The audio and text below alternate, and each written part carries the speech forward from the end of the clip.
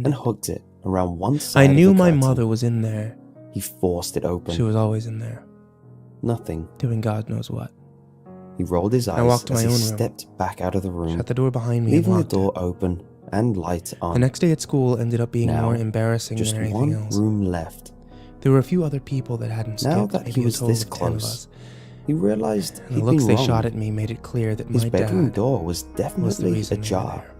there.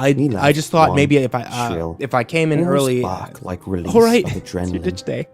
Mira wiped her Her eyes breathing only to have them changed fill with tears again. immediately, of I don't course, understand, as she Sam. woke This back store up. has been operating in the red ever since I was He hired felt to her manage shift it. her head, What am I propping doing her chin wrong?